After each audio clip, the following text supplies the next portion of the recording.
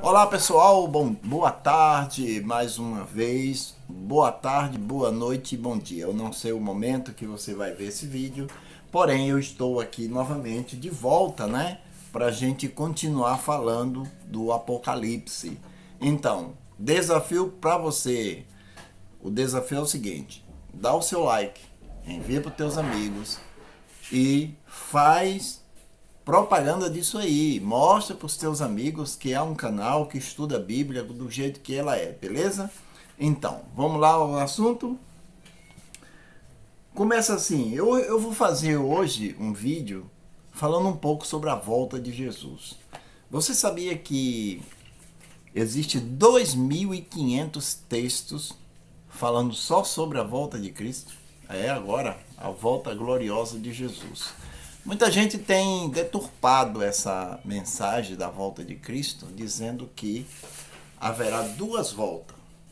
Uma, a igreja vai ser arrebatada depois de 7 anos. Diz que Cristo virá com a igreja que foi arrebatado para buscar a igreja que ficou durante os 7 anos. Que esses 7 anos, segundo eles, vai ser dividido. 3 anos e meio de paz, 3 anos e meio de tribulação. Isso é uma mentira. Isso não é uma verdade. Porque a Bíblia não apoia tal pensamento. Porque na verdade existe textos amassados para poder encaixar esse pensamento.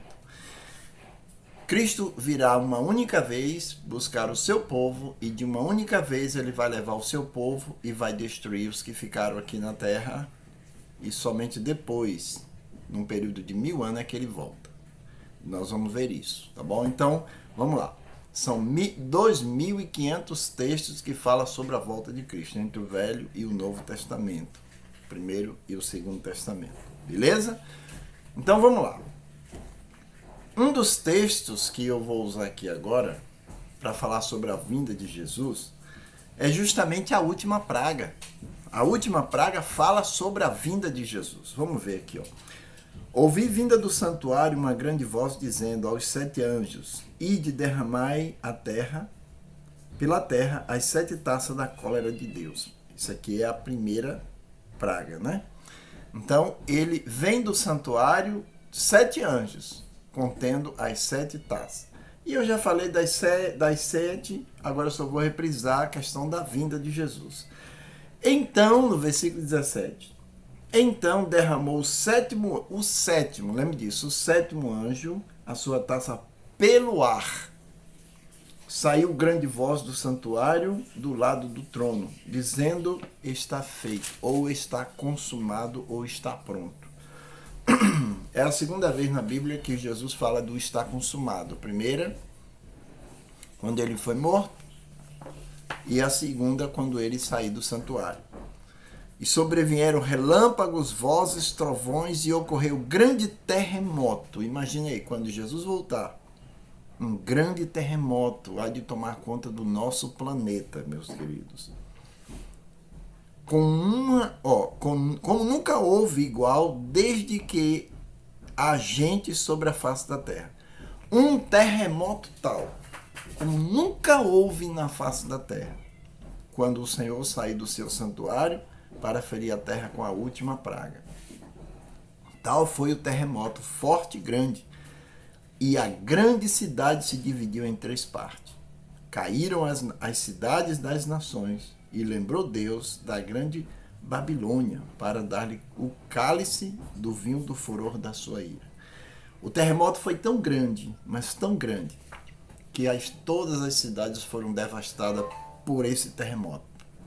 E continua: todas as ilhas fugiram e os montes não foram achados. Tremou tanto, o terremoto foi tão grande que ele alinhou todos os continentes. As ilhas desapareceram. Todos os continentes se juntarão, por isso que haverá esse terremoto gigantesco. As ilhas desapareceram. Também desabou do céu aos homens grande chuva de pedras que pesava cerca de 1 talento. Em outras palavras, 1 talento é 35 quilos.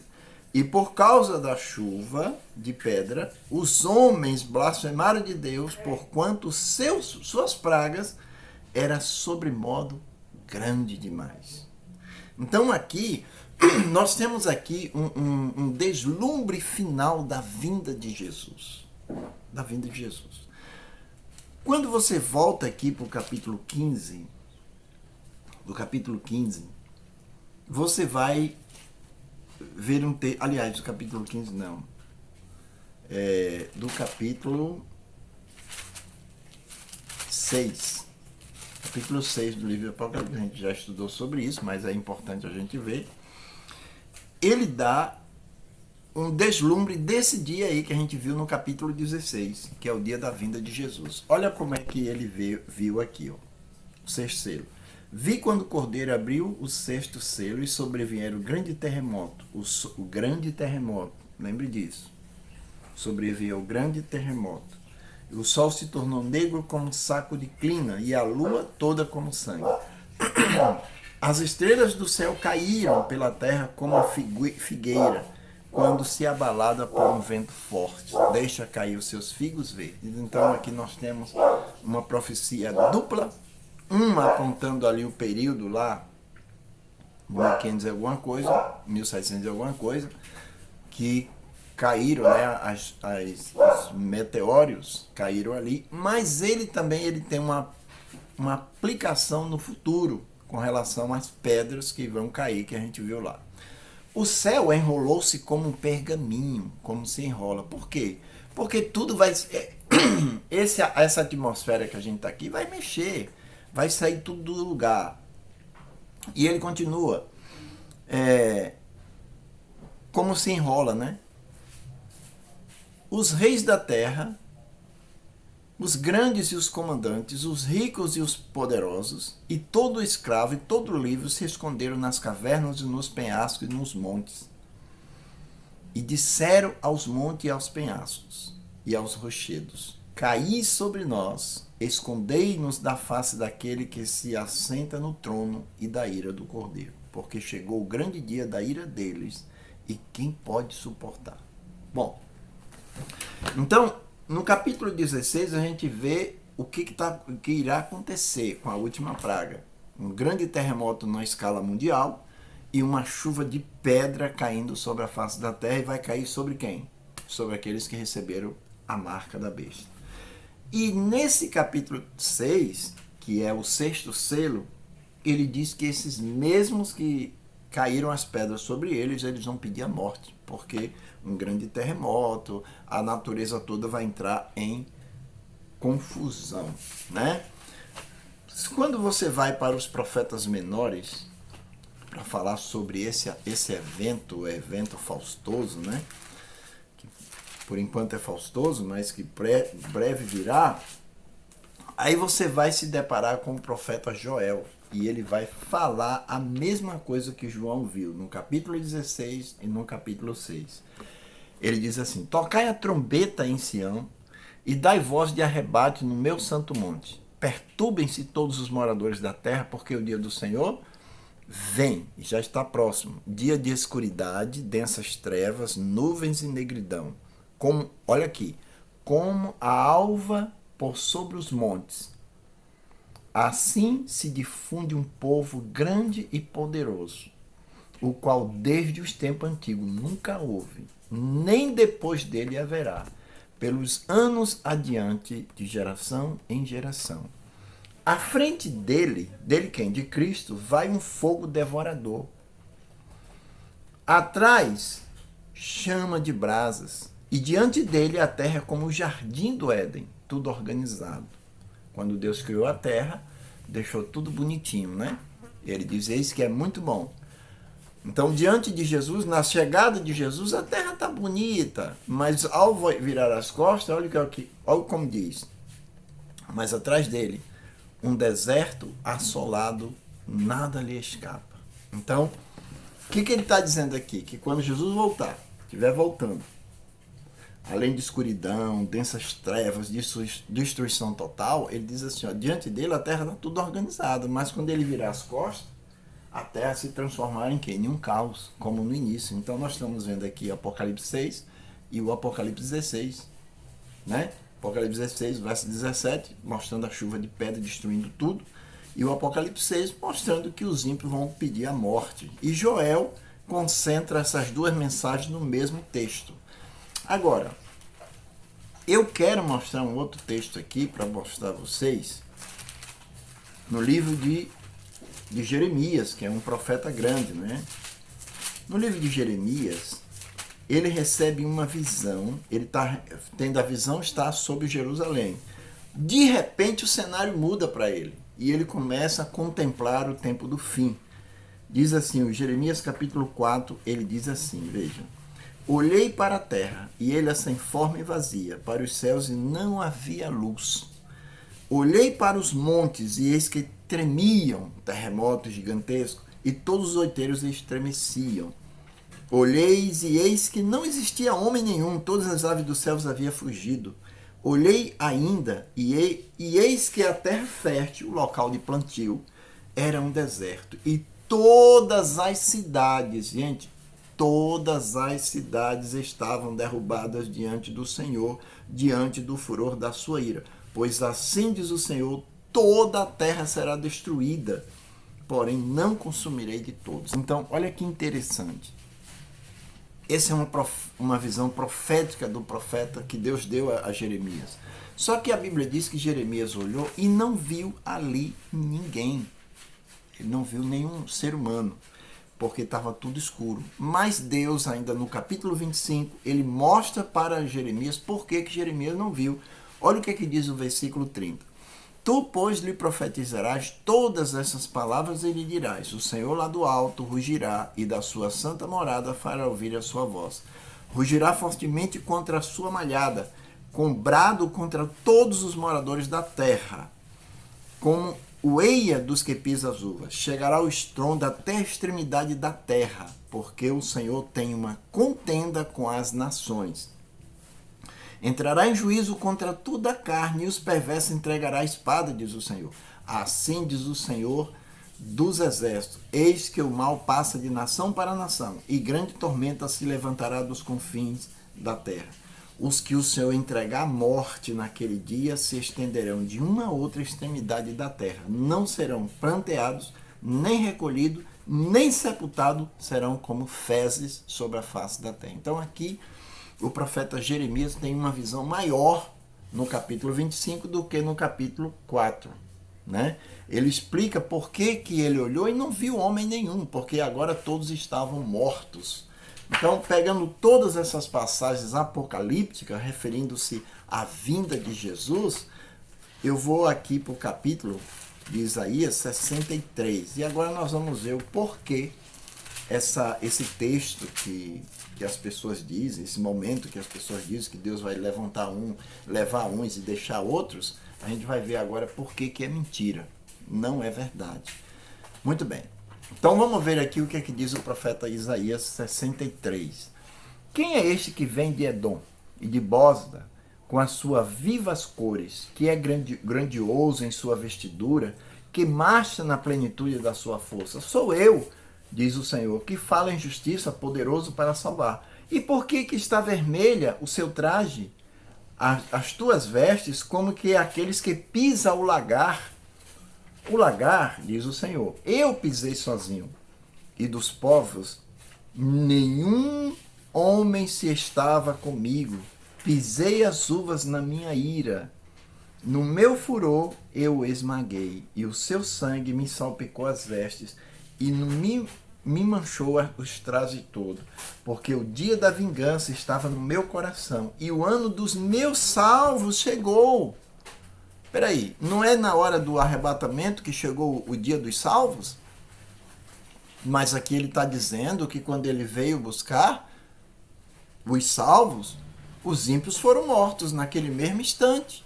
E ele também disse que nenhum ser humano estava com ele. Então, já mata 2 coelhos aí de uma pancada só. Né? 2 coelhos mentirosos aí com uma pancada só. Primeiro, alguém pode dizer assim, não, mas isso aí é quando ele vir na segunda, né? Na segunda vinda, em glória e poder. Mas, bom, se é na segunda vinda, ele está dizendo que nenhum ser humano estava com ele. Então, essa ideia de que ele virá trazendo a igreja que foi arrebatada, caiu por terra. Segundo ponto, ele diz que quando ele vier, vai matar todo mundo que tiver fora do plano dele. E um detalhe, o dia dos meus salvos é chegado. Então chegou aqui esse momento da sua vinda. Olhei e não havia quem me segurasse, e admirei-me de não haver quem me sustentasse. Pelo que o meu braço trouxe salvação, e o meu furor me susteve. Na minha ira pisei os povos, e no meu furor embriaguei, e derramando por terra o sangue. Então, ele está dizendo aqui que no dia que ele virá, no dia que ele vier, para ser glorificado nos seus santos, no dia que ele vier para ser admirado pelos seus santos, no dia, no dia dos santos serem salvos, né? Diz que o sangue vai ser derramado. E é por isso que ele está com as vestes sujas de sangue. Então, e nesse mesmo verso diz que não existia nenhum ser humano com ele. Então, cuidado com essa doutrina que você sobe e fica um povo na terra aí para uma segunda vez, porque o texto não diz isso. Agora nós vamos ver o apóstolo Paulo falando sobre isso aí. O apóstolo Paulo vai desmentir também essa visão aí que o povo tem de que a igreja sobe e a outra fica para uma grande tribulação, né? Sobe um povo e o outro fica. Segundo Tessalonicenses, capítulo 1, versículo 7 em diante, o apóstolo Paulo vai falar tudo que o profeta Isaías falou. Veja só. E a vós outros que sois atribulados, alívio juntamente conosco. Peraí. A vós outros que estão passando por tribulação, alívio juntamente conosco. Conosco quem? Os apóstolos e todos daquela época. Quando? Quando do céu se manifestar o Senhor Jesus com anjos do seu poder. Quando é que Jesus vai se manifestar no céu com anjos do poder? Na sua glória, na sua vinda. Então Paulo está dizendo que ele vai subir com aqueles que estão passando pela tribulação no momento da sua glória, né? Então Paulo está contribuindo com a mensagem de Isaías, que diz que ninguém estava com ele e ali é o dia dos salvos. E ele continua. O anjo do seu poder em chama de fogo, tomando vingança contra os que não conhecem a Deus e contra os que não obedecem o seu evangelho, o evangelho de nosso Senhor Jesus Cristo. Estes que não obedecem o evangelho sofrerão penalidade eterna, destruição, banidos da face do Senhor e da glória do seu poder. Quando ele vier para ser glorificado nos seus santos e ser admirado por todos aqueles que creram. Peraí, quando ele vier para ser admirado pelos santos. E não é isso que Isaías fala? Porque chegou o dia dos meus salvos, não é? Então, meu irmão, aqui está deixando negativamente aí, claro, de que essa doutrina aí, de que um sobe e o outro fica para passar por uma tribulação, é mentirosa. Paulo está dizendo assim, e você que está passando pela tribulação, junto conosco, né? Alívio quando Jesus se manifestar.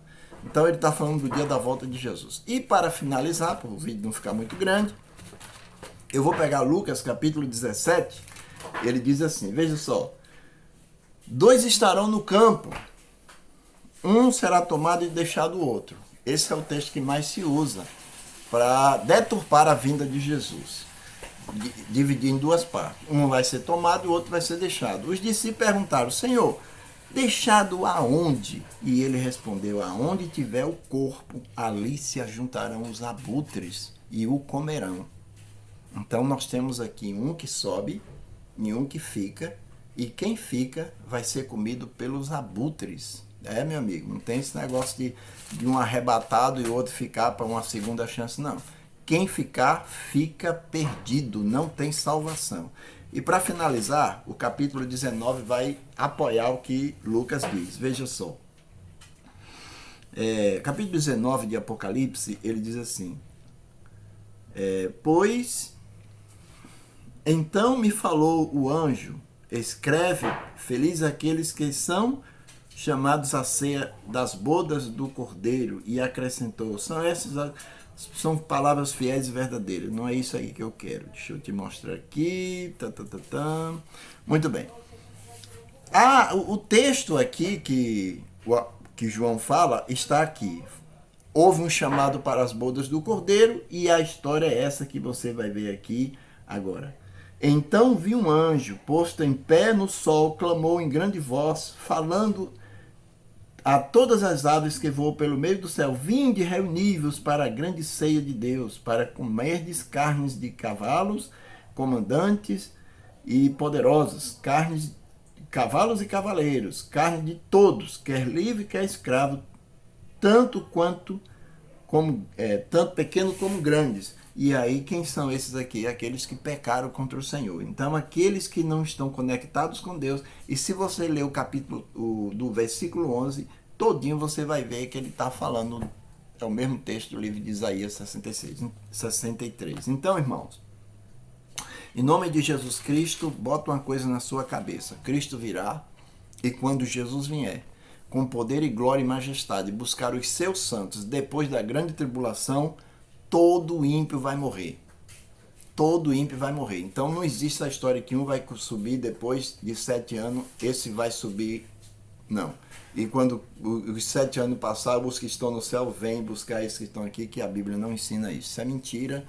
E aquele texto que diz assim, mas vai ser rápido como um relâmpago. Mentira também, que o texto não fala isso. O texto diz assim, porque assim como um relâmpago sai do Oriente, se mostra até o Ocidente, se mostra, todos veem, do Oriente ao Ocidente, todos veem o relâmpago, assim será a vinda do Filho do Homem. Outro texto que está sendo mal interpretado e o povo está pegando e não estão buscando a verdade. Diz assim, vai ser rápido, um piscar de olho, a igreja vai sair da terra. É uma mentira. O texto não diz que vai ser arrebatado num piscar de olho, diz que vai ser transformado num piscar de olho. Transformado. Deus te abençoe e vamos para frente que a partir de amanhã nós vamos falar do Apocalipse 17, hein? Fica com Deus, querido, e desde já um feliz sábado.